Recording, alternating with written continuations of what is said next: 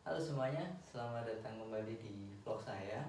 Jadi di vlog kali ini saya akan membahas sedikit tentang perangkat lunak TIK terkini. Jadi mungkin jika kita membahas tentang perangkat lunak ya, tidak lepas dari perangkat kerasnya, dimana perangkat keras itu sendiri adalah pengguna atau bisa dibilang juga manusianya sendiri.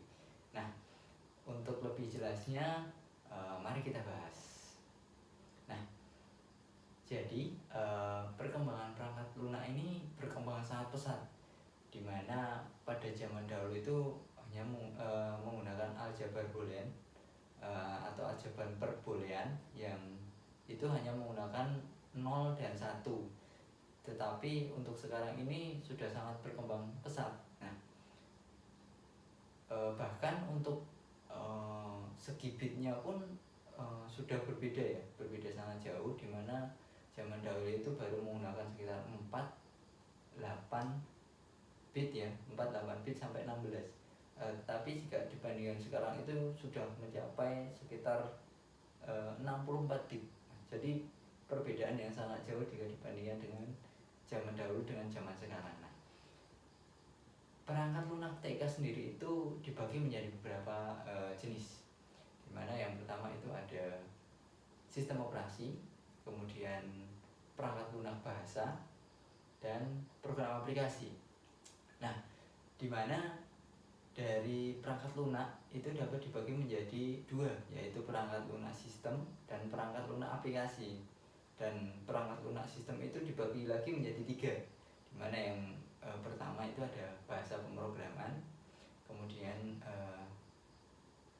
yang kedua itu sistem operasi. Nah, bahasa pemrograman tadi itu adalah merupakan perangkat lunak yang bertugas itu mengkonversi arsitektur dan algoritma yang dirancang,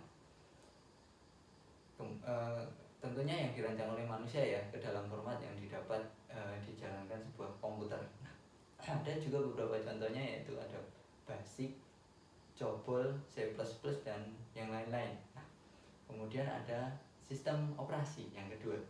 Sistem operasi itu mungkin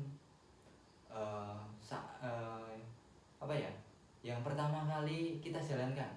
Jadi sistem operasi yang mengatur seluruh proses atau menerjemahkan masukan, terus mengatur proses internal, terus memanajemen penggunaan memori mungkin, dan memberikan keluaran keperalatan yang bersesuaian. Nah, ada juga beberapa contohnya di mana ada DOS, Unix, Linux, dan lain-lain.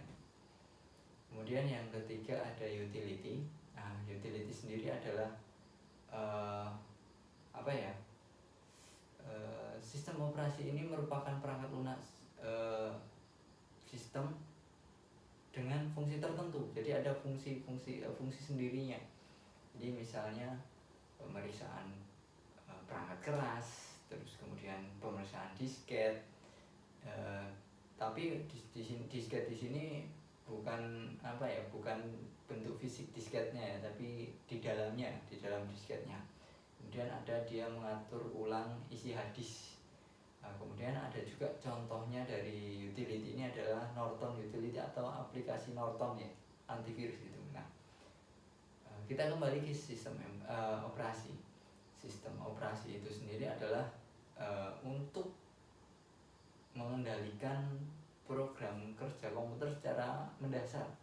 Kemudian ada contohnya adalah untuk mengatur media input, kemudian mengatur proses dan mengatur output, ada juga mengatur memori dan penjadwalan proses atau mengatur penjadwalan proses. Nah, sistem operasi ini sangat berkaitan dengan prosesor yang digunakan. Maksudnya secara interaksi antara pengguna dan komputer itu dikenal menjadi dua cara. Cara yang pertama adalah pemberian instruksi melalui penulisan perintah atau dengan cara tunjuk atau pointer dengan tampilan secara grafis tentunya ya.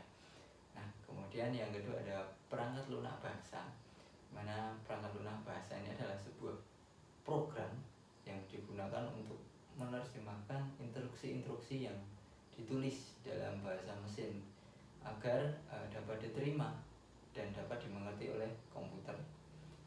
Nah, kemudian ada juga beberapa macam dari ini perangkat lunak bahasa itu. Yang pertama ada bahasa tingkat rendah, bahasa tingkat menengah, kemudian ada bahasa tingkat tinggi. Nah, yang ketiga ada program aplikasi. Program aplikasi itu sendiri adalah merupakan suatu program paket yang telah dirancang dan dibuat khusus untuk kebutuhan tertentu.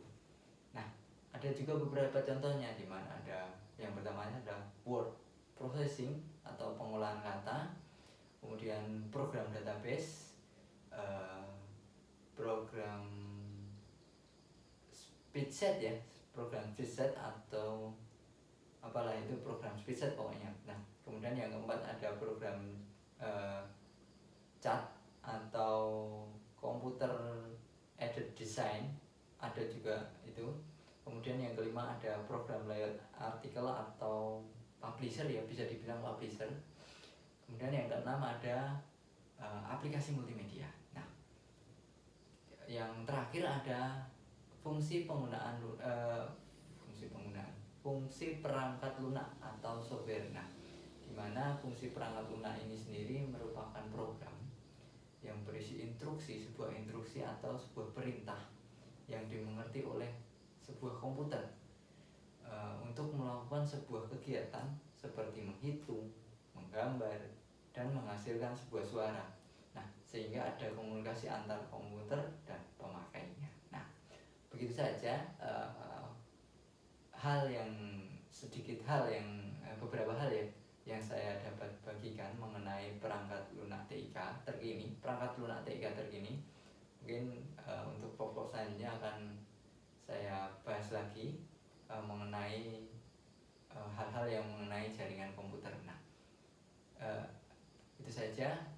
Terima kasih dan sampai jumpa.